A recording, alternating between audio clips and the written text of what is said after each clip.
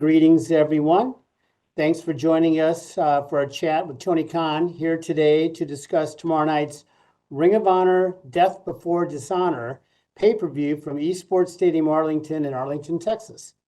We want to give everyone the opportunity to connect with Tony. So in that spirit, whether you're submitting your question via text on the dashboard or I call on you, please refrain from two-parted questions. And we remind you the occasion to bring everyone together here today with Tony is the Death Before Dishonor show.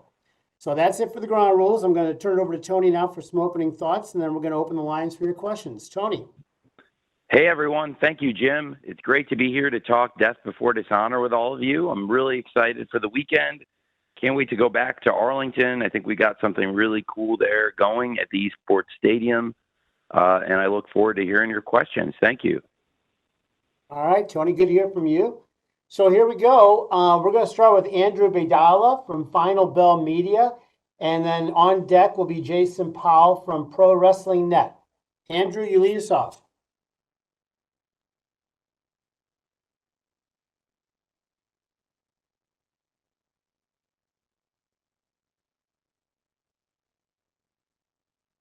Hey, Tony. Thanks for doing this.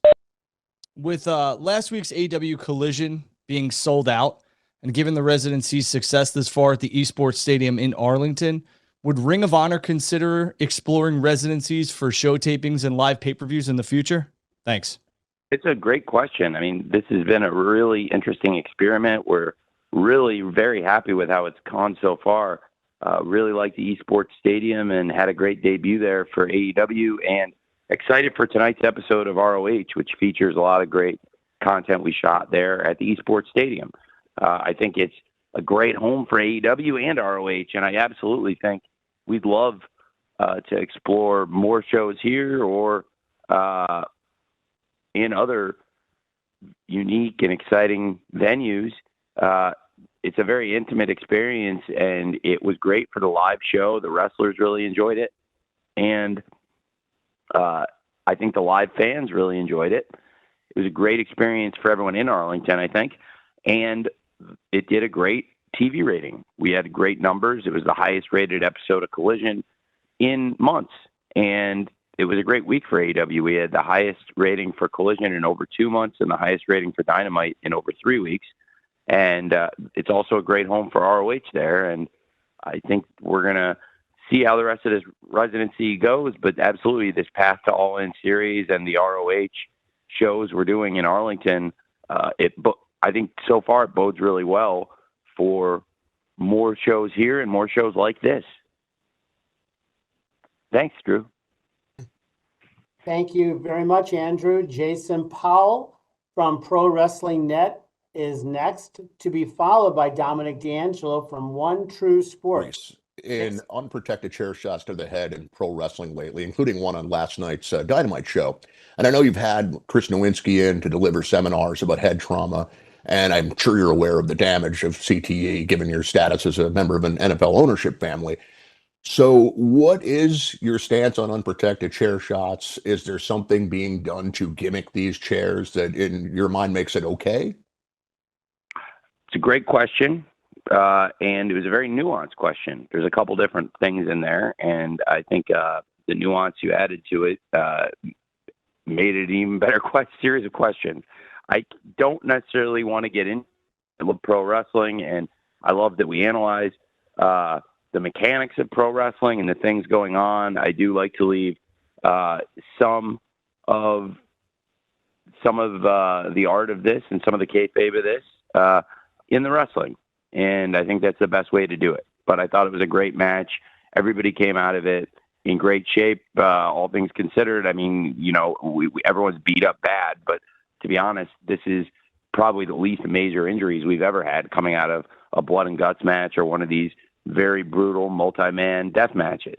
And I'm glad everyone's going to be okay. Well, it's a really beat up group, but all things considered came out very well. I think it's a great question. I don't think all these spots are created equal. There's different spots, different ways to do things. And, I don't want to compare apples to oranges necessarily. I think it's a great question. And, there's definitely some mystery to be left to how things are done. And, how things might be done now might not be the same way they would be done 25 years ago, just to do the same spot, for example.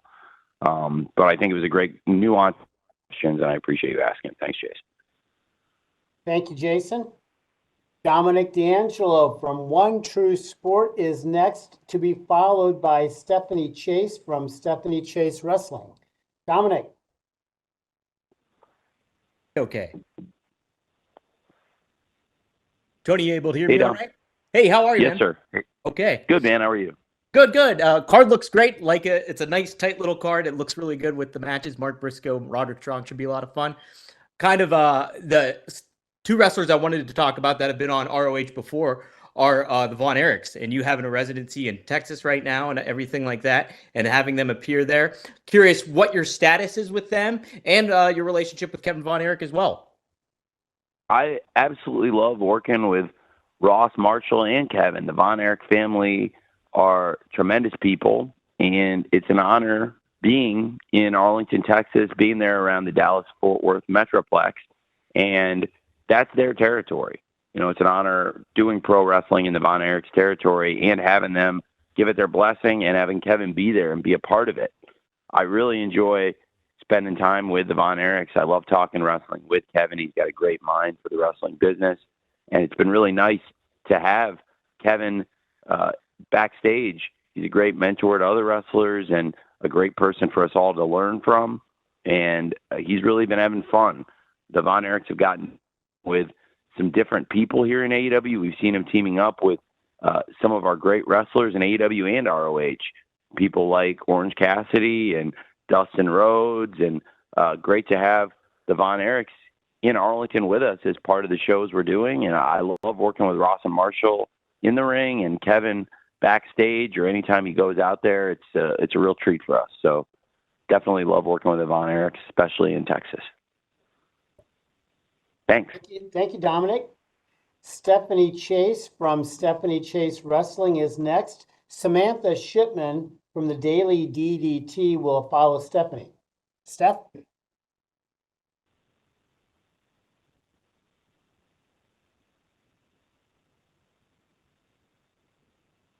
Hi, can you hear me? Yeah, hi. Oh, hi. You're currently in negotiations regarding AEW's TV deal, and Ring of Honor's now been on Honor Club for nearly 2 years. Is Ring of Honor part of the package you're negotiating, or have you looked into getting it on TV again? Yes, I have. I've had good conversations with Warner Brothers Discovery, and Ring of Honor has come up in these conversations, which is exciting. It's really a great time for the wrestling business and for AEW, and an exciting time for ROH also, with AEW negotiating major media rights package and having these in-depth and exciting conversations that we're having right now with Warner Brothers Discovery as we speak. I think it's tremendous for ROH to be involved in this. And yes, it's something we have discussed. It's a great brand.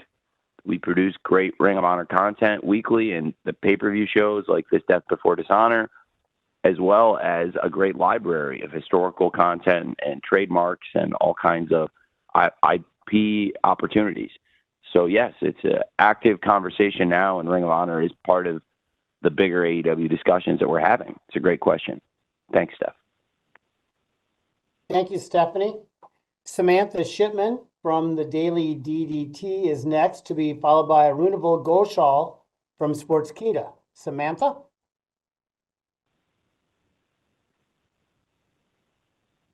Can you hear me? Yes. Yeah. Hey. Okay, great. Sorry, it was a delay.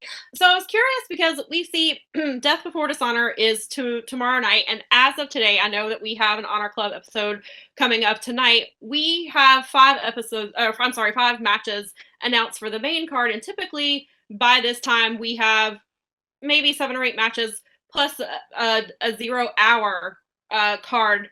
Can you talk a little bit about why you have, or will there be more matches added, and then why we have why these matches have not been announced prior to the show, as you have with previous pay-per-views? Well, we've announced 6 matches. So we've announced 6, not 5. By my count, I think we've got Mark Briscoe versus Roderick Strong for the World Championship. We've got Athena versus Queen Aminata for the Women's World Championship. Billy Starks versus Red Velvet for the Women's World Television Championship. Wheeler Yuta versus Lee Moriarty for the Pure title. We've announced the Texas Death Match of Diamante versus Legit Layla Hirsch. And we announced the Survival of the Fittest 6-way, which is a good segue. We've announced the Survival of the Fittest 6-way with the champion Atlantis Jr. defending versus Leo Rush, Lee Johnson, The Machine, Brian Cage, Shane Taylor, and Johnny TV. And I have had to make a lot of changes. We've had a lot of injuries. The Ring of Honor World Six-Man Champions had an injury, and I've had to vacate the Ring of Honor World Six-Man Championship in the past couple weeks here, and with Jay White out injured. Also, in addition to having one of the ROH champions out injured and that affecting the trio scene, one of the top stars who had been in the championship picture and was going to be, frankly, in the TV title picture, where he's made it clear it's a big goal of his to regain the TV title, is Dalton Castle. And I think Dalton Castle has done tremendous always on ROH, and in particular, this past year, I've really enjoyed working with him on ROH. He's done some great things, and I think he has a lot of chemistry with a lot of people on the roster, and I had ideas for Dalton Castle on this show, and he got injured, and I've had to make some changes to the card, bit of a domino effect in the men's matches. For the women's matches, we announced 3 great matches coming out. I'll be honest, if other companies announce 6 matches for a pay-per-view or even 5 matches for a pay-per-view, I don't think they'd get as much stick as I do. And I think pretty much anything I do in wrestling, I get more stick than anybody else per capita for just about anything I do. If I sneeze, people are mad at me. And, there were a lot of changes that had to come to this card as a result of a series of injuries that happened. Like I said, on the women's side, losing Sky Blue does affect some things in both AEW and ROH because she's wrestled in both, and that was a challenging injury. But yeah, losing Jay White, who was a champion in the company, and then, of course, Dalton Castle, who was positioned to prominently feature on the card, have had to shuffle some things around. Really excited about the card, and the 3 women's matches on the card are matches I've really been excited about, and that have all been building up on TV consistently for a while. And I think people have wanted to see a lot of women's wrestling on pay-per-view and shows. And, think hopefully everybody's really excited to have great matches like Queen Aminata versus Athena, even though Athena has been out injured and hasn't been able to wrestle on the show week to week, which we really miss because Athena is a big part of the show. Very excited about Athena versus Queen Aminata for the world title. Very excited about Billy Starks versus Red Velvet. These are matches that we really, since the last pay-per-view, we've been building towards, but due to a series of injuries, unfortunately, not everybody's been around. So it's kind of a theme of those injuries. I think those are both great matches for the championships with Athena versus Aminata, Red Velvet versus Billy Starks, and also really excited for that Texas Death Match, Diamante versus Legit Layla Hirsch. I thought their lights out match was outstanding last week, and it looks to be a great Texas Death Match. And I will be adding more things into the card, and frankly, we taped some really exciting stuff last night. We had a really hard-hitting Wednesday night. In addition to the blood and guts, we shot the Royal Rampage. There were over 30 wrestlers on the Rampage card last night, and I have to evaluate the roster. I can't just throw people into matches willy-nilly on paper based on what I want to do when I have that many people wrestling in something like the Royal Rampage, which is going to be a great match on Friday. You have 20 people in that match alone, and a lot that I'd like to use. And I have to look at who's banged up and who is actually going to be able to wrestle 48 hours after we shoot the Royal Rampage. So, but I'm really excited about the card, and I think the 6 matches we've announced are tremendous. And looking forward to putting in some more great stuff now that I know who is likely to be cleared after last night's carnage. Thanks for asking. Thank you, Samantha. Arunabal Ghoshal from Sportskeeda is next, to be followed by Bill Bodkin from the Pop Break. Arunabal.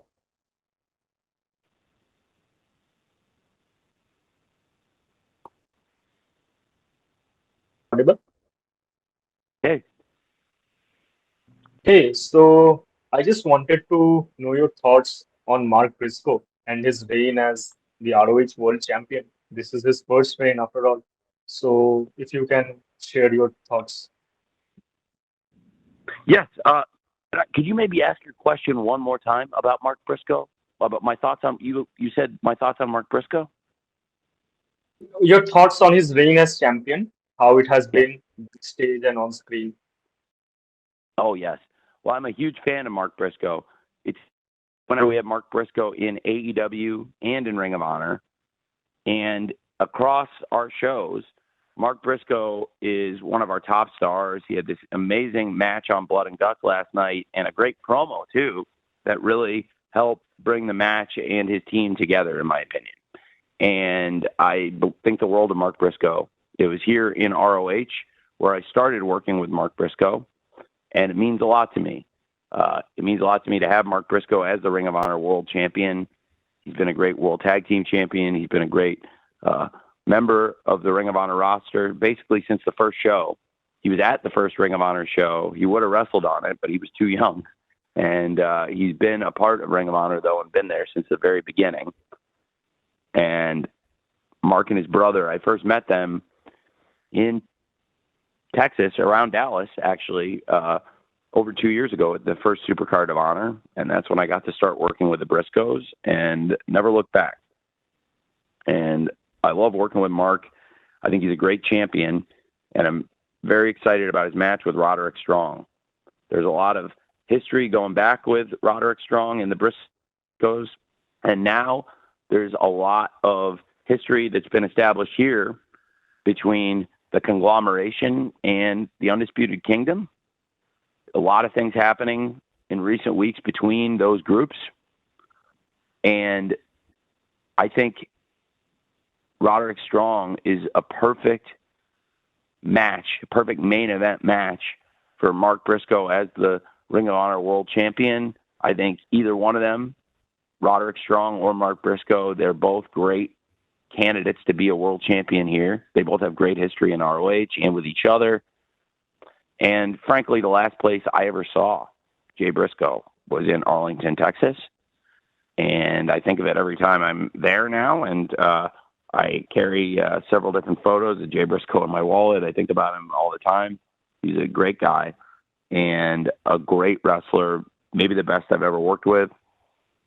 And Mark Briscoe, certainly right there near the top, at the top too. And I think he's a great champion in ROH. Thanks for asking. Thank you, Arunable. Bill Bodkin from the Pop Break is next, to be followed by Chris Mueller from Bleacher Report. Bill.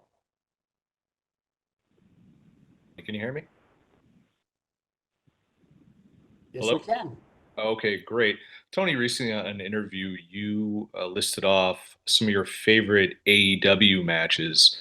I would love to get a list of your favorite Ring of Honor matches under your ownership, and I will give you a caveat. You can't pick the Briscoes versus FTR 3 times. Like, I mean, we all know they're some of the greatest tag matches of all time, but I would love to know what you consider some of the greatest Ring of Honor matches since you purchased the company. Thank you. Yeah, I really appreciate you asking. Thank you very much.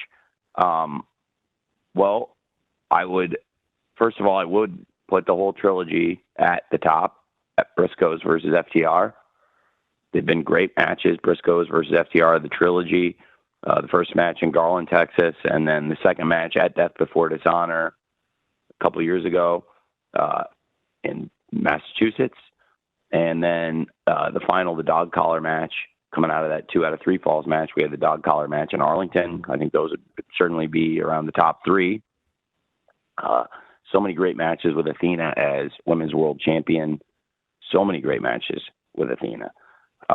2 of my favorites would be with Willow. I think the pay-per-view match with Willow was outstanding at Death Before Dishonor. And they all fantastic match in Orlando. I believe it was the main event of the second episode we've done of the Honor Club TV. It was the main event of the first session. The last match of the first session we ever did in Orlando on the Honor Club TV for ROH. The Athena Willow matches have been outstanding. And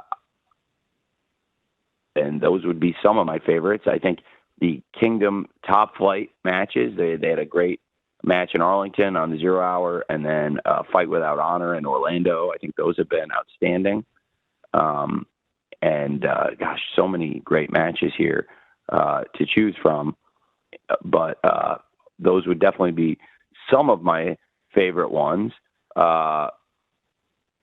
Working with those guys, those have been a lot of my favorites.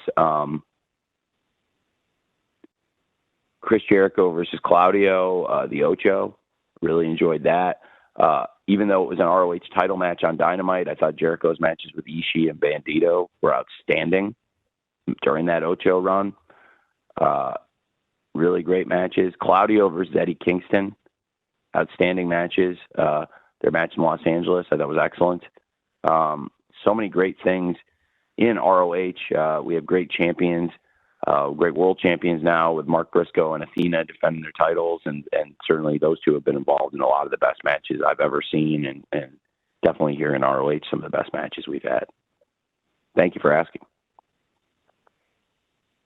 Thank you very much, Bill. Chris Mueller from Bleacher Report is next. Rob Wilkins has a write-in question from Fightful when Chris and Tony connect. So, Chris, you're up.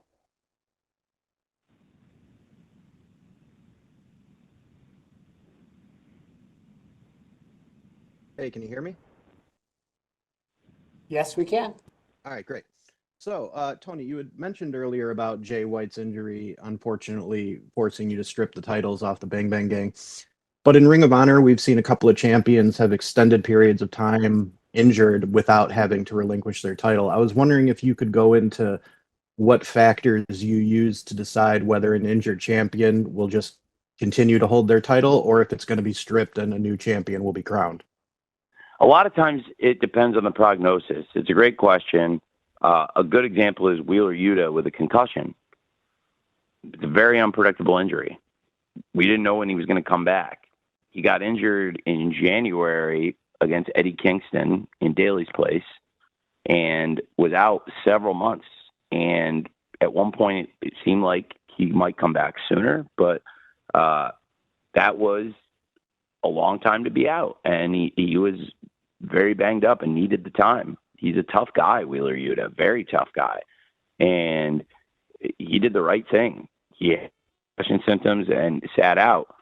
And I wasn't sure when he was going to return, but because we didn't know it was going to be such a long time frame at the beginning, we had assessed it and said, I'll kind of look at this and see how it's going. And it just kept lingering, unfortunately. So Wheeler Yuta is a good example where if you told me it was going to be so many months he'd be out, I might have done something different. But just, with concussions, they can be very unpredictable. Sometimes then, with some of these other injuries, just going off the outlook and the prognosis and knowing that there's going to be an extended period of time for sure, that can make it a little bit more of a certainty about, doing something, making a change, possibly vacating a title if you think that somebody's going to be out for sure for a long period of time. But sometimes with some injuries where there's unpredictability, maybe you want to give them a chance, see how it goes. And then, when the injury lingers, you look back and you say, wow, it's been a while now, but at the beginning, I just didn't know how long this person was going to be hurt. So I think that is a big factor in it. Thanks for asking. Very much, Chris. Thank you, Tony. Rob Wilkins from Fightful has this writing question. I'll give you in a minute here, Tony, followed by Dave Meltzer from the Wrestling Observer. Tony, Rob wants to know, it's exciting to see MXM has arrived under the AEW/Ring of Honor umbrella. Are you looking at free agents for Ring of Honor specifically, or are you hiring under the AEW umbrella? Well, these are great questions. We have done both. We brought people in to work in ROH and then given them opportunities in AEW. By taping right now Collision and ROH in the same place, it gives us great opportunity to have flexibility moving people across the rosters, even having a bullpen of people to call between shows. And it's been tremendous. And I really do like it. And I think with the hot Texas crowds we have, they love coming to the wrestling shows, and they are so hot for these matches. And I think that right now, wrestling in AEW and ROH, it's a lot of fun. And by taping the shows together in this really exciting, intimate environment, it gives us a lot of synergies between the companies, including the ability to utilize some of the wrestlers, often young wrestlers, in different spots and getting them a lot of experience, sometimes in both AEW and ROH. Thanks for asking. Thank you very much, Rob. Dave Meltzer from the Wrestling Observer is next, to be followed with a write-in question from Cam Hawkins at The Ringer. Dave.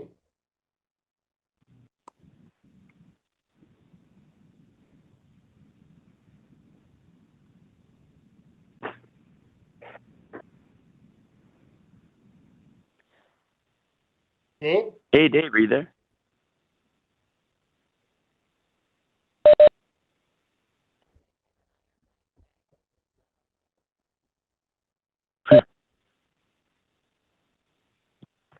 Can you hear me? Yeah, got you now. Okay. So earlier we were somebody had asked about the TV deal, and my question was that for Ring of Honor or even potentially for AEW, is there a possibility of like a split deal, like not just WBD and another network, perhaps? And are you open? Have you opened up anything in that direction? You know, similar to like what WWE's done, what the NBA's done, things like that. That's a great question. We're still having great conversations right now in this exclusive window, and I think it's a very interesting possibility, an exciting thought, and very focused right now on the conversations we're having here at TNT and TBS and with Warner Brothers Discovery about AEW and potentially ROH as well. And that right now is 100% of the focus as we're working through this exclusive period. And they've been such great partners to us. And when you look at the history of pro wrestling, there's so much utility, so much history, and it just fits and feels right for there to be pro wrestling every week on TNT and TBS. And I want to make sure that's still a great American institution, because I really believe in that. And I'm very proud we brought that back with AEW on TNT and TBS every week. I think it's a very exciting time for AEW and now also for ROH because of AEW's profile and the exciting opportunities we have in the media landscape right now for AEW and what we've been able to do with ROH and really grown the brand in exciting ways and built Honor Club to where it's its all-time high under our leadership and ownership in terms of streaming subscribers and putting great content on Honor Club. I think that can be an exciting possibility for ROH as well. And right now we're exclusively talking to Warner Brothers Discovery about these things, but absolutely, I think there's a lot of demand for AEW in the market, and anything's possible, but definitely very excited about everything at Warner Brothers Discovery right now. Thanks, Dave. Thank you, Dave. I've got a couple write-in questions here. The first one here is, what do you feel is different artistically and aesthetically about Ring of Honor in 2024, and how will you keep that direction going forward?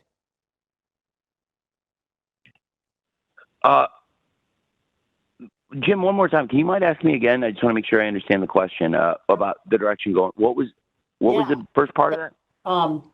What do you feel is different artistically and aesthetically about Ring of Honor in 2024, and how will you keep that direction going forward? It's interesting.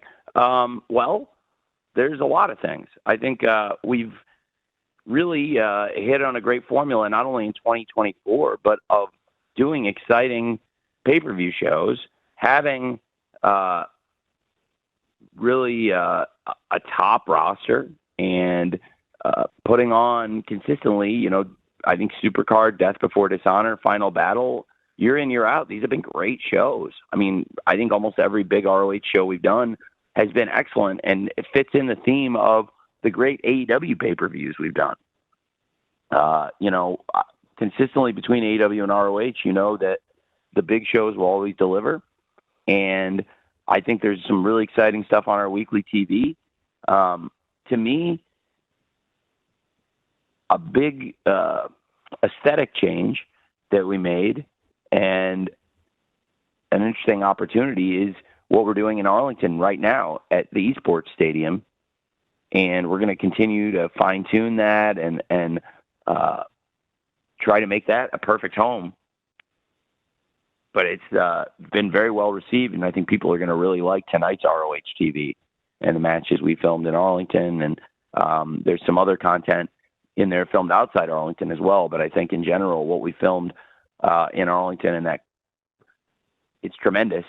And we've had good experiences shooting in those kind of intimate environments before, but I think it's going to make for an excellent environment for the pay-per-view show on Friday night. All right. Thanks, Tony. Getting some write-ins here. Here's another one. Atlantis Jr.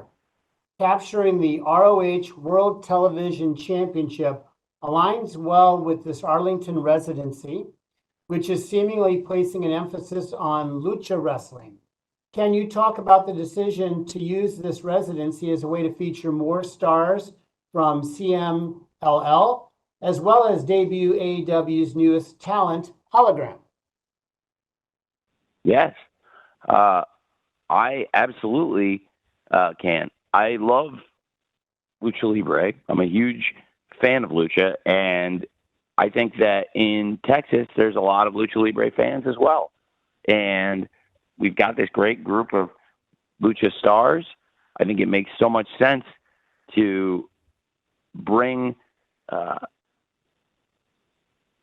great style and these great luchadors to an environment where the fans are red hot, passionate, and it's a place where there's a great history of Lucha Libre.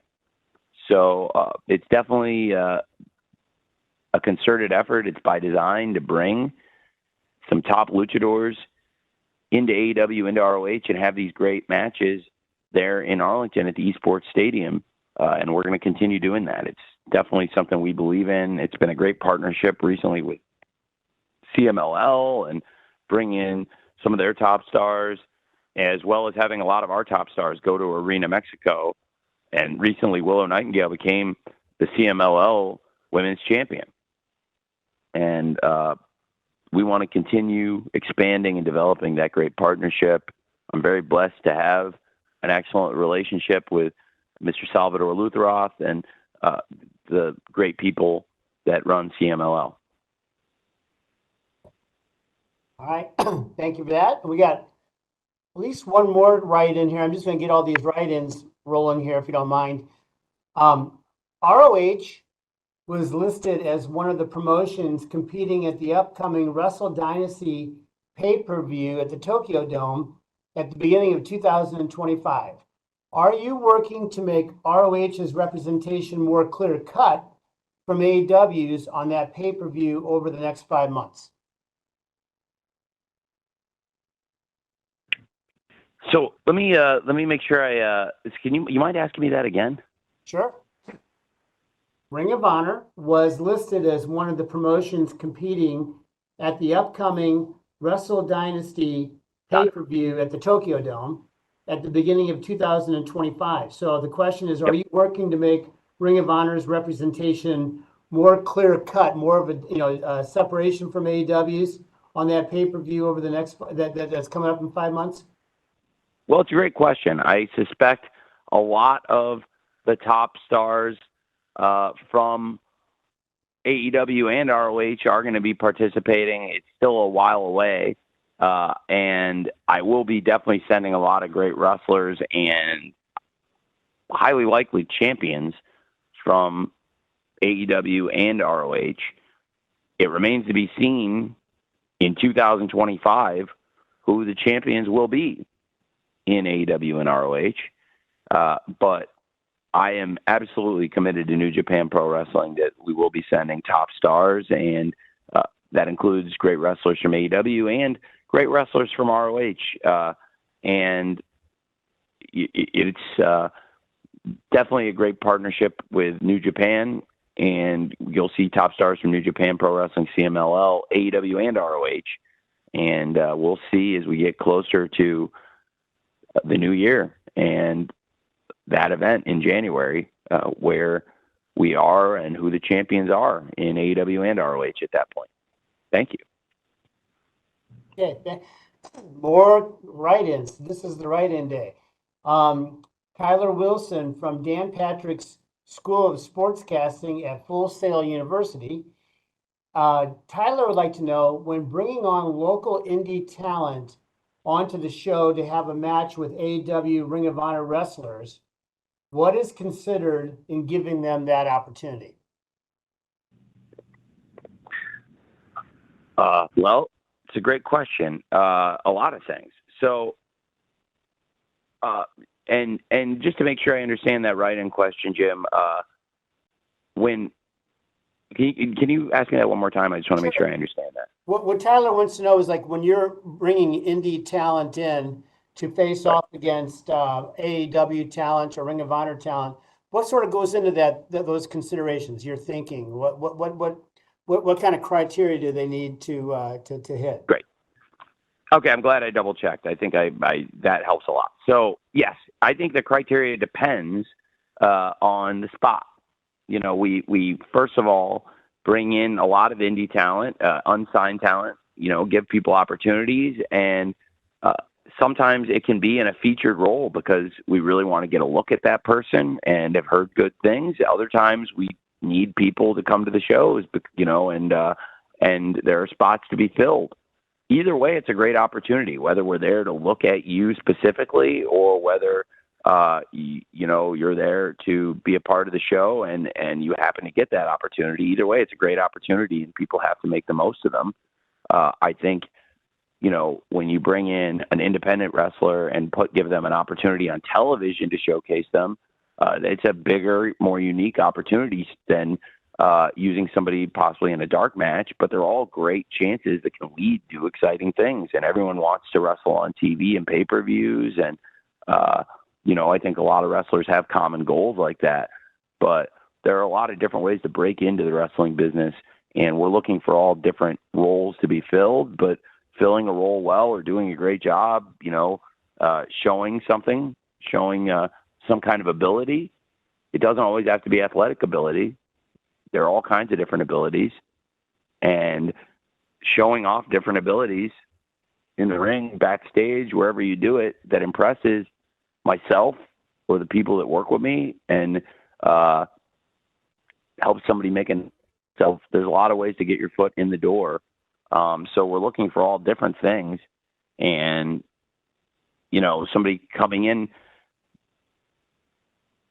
might get a showcase or more of an opportunity to show themselves, show their stuff. But there are a lot of different roles to be filled on a wrestling show and a lot of different ways to get your foot in the door. Thanks. All right, thank you very much, Tyler. Then we've got one here from James Rudy at Rudy Media. The Arlington residency just seems like a match made in heaven for the professional wrestling history and culture in Texas. Tell us about your memories of professional wrestling in Texas. Did you see matches in Texas as a youngster? And who were some of your favorite Texas-born wrestlers? Well, I had not attended wrestling in Texas until AEW, actually. I don't, you know, other than places I'd lived, because I had not lived in Texas really, and I've traveled certainly many times there for fun and when I was a kid, and then later on in my professional career in football, a lot of time in Texas for football. It's something that happened in my professional wrestling career, spending a lot of time in Texas for wrestling. I've spent a ton of time watching wrestling from Texas. I'm a huge fan of Mid-South wrestling and a huge fan of world-class championship wrestling. I loved watching shows from Houston, and love watching world-class shows from Dallas Sportatorium and their great territory. A lot of great history there. I grew up as a tape trader in the 90s, was trading a lot of tapes from the 80s. And a lot of my favorite matches and memories are Texas wrestling.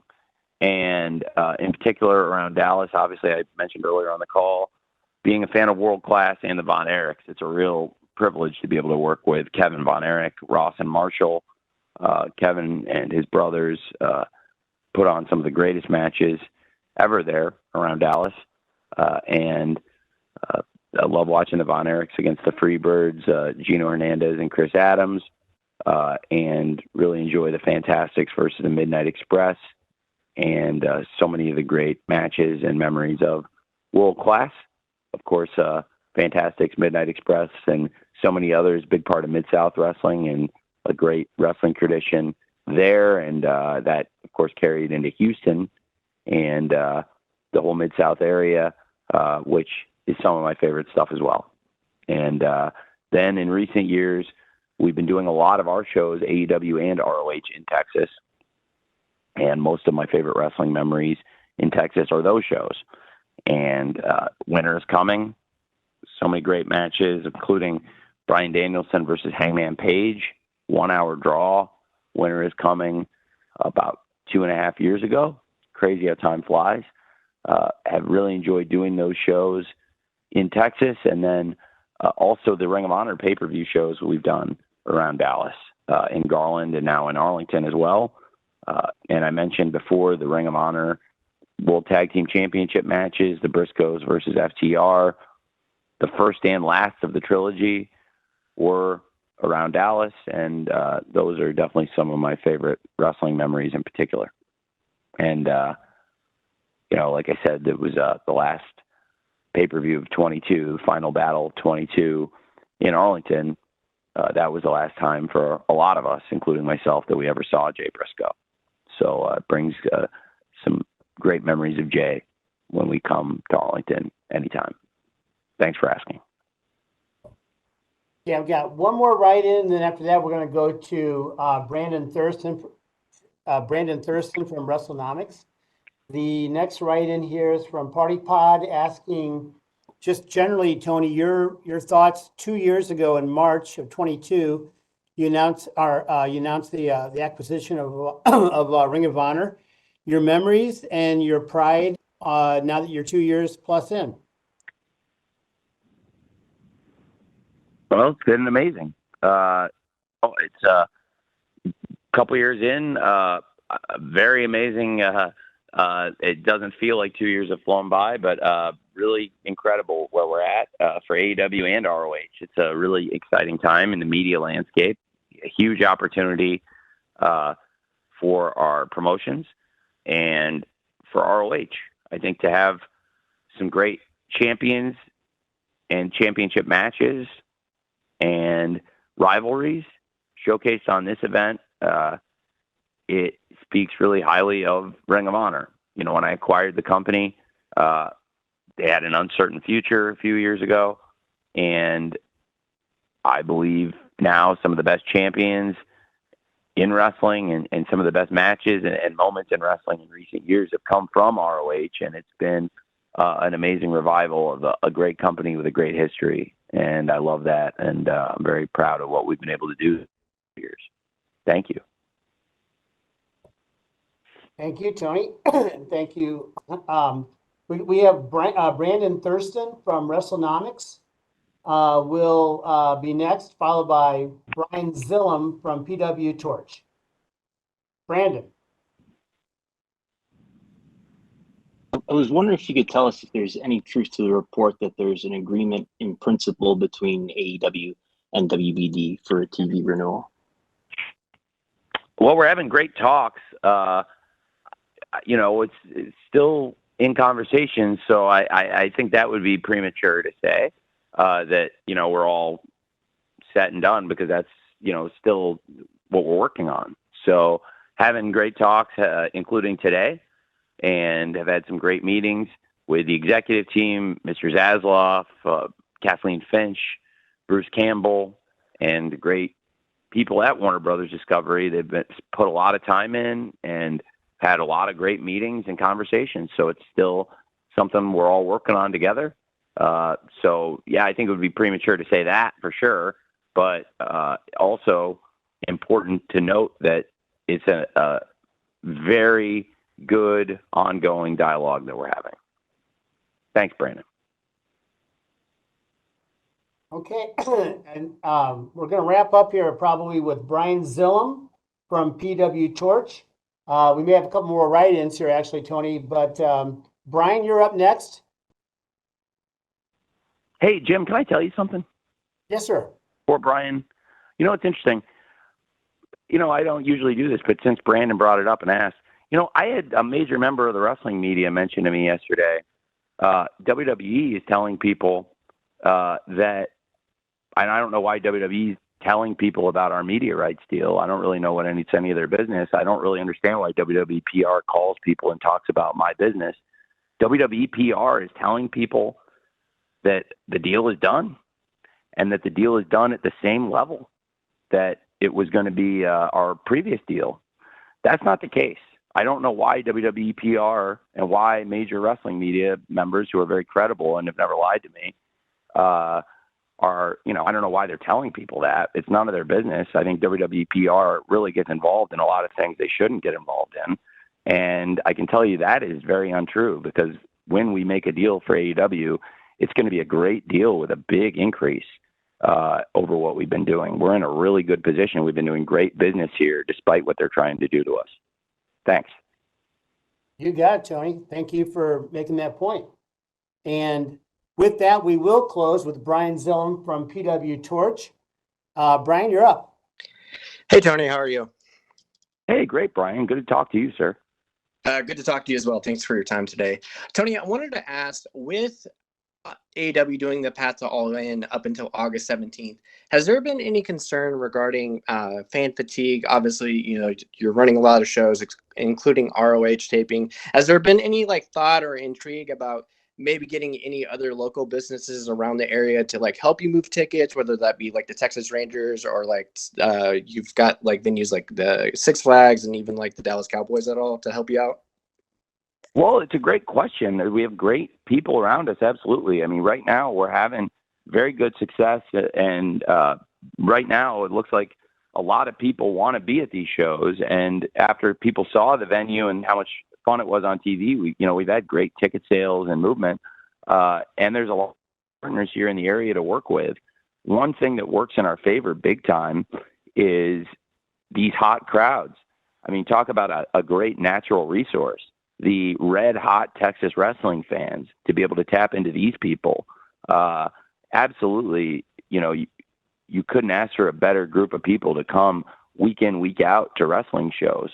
And that's something that we're really tapping into here, but absolutely to bring in new fans, to bring in more fans. There's a lot of great partners in the area, a lot of great people to potentially work with.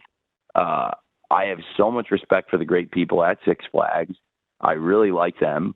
And obviously they are in the area, and I've had some nice talks with them. I just think they're fantastic people, and would love to talk more to them. They're very near to where we're located here, and I've had some really nice interactions with them since you brought them up and asked about them.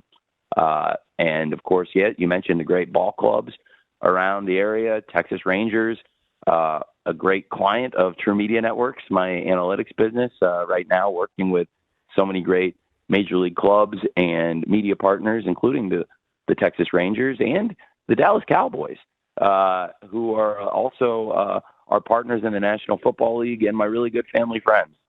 So tons of people we could always work with in the area. It's great thoughts. And just so much exciting infrastructure and relationships and people, just great human beings here around the Dallas area that we can work with. So I think that's a great question and a great thought, Brian.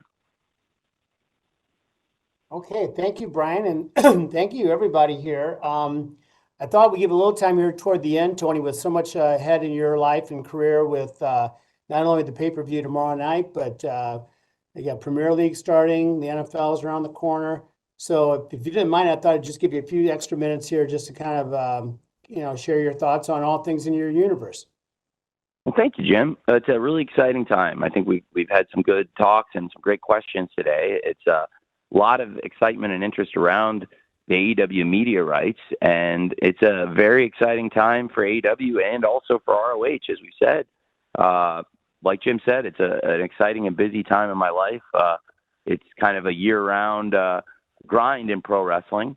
You know, there's no weeks off, no time off in wrestling, but in our other sports, it's very cyclical. And felt this is a busy, exciting week with the start of training camp. My dad and I were just there for the first team meeting of the year for the Jaguars.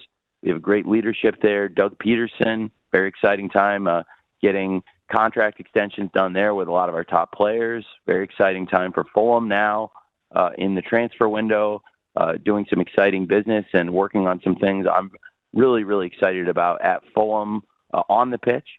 And like you said, Jim, what an amazing time it is for AEW as well, you know, getting ready to go to Wembley Stadium.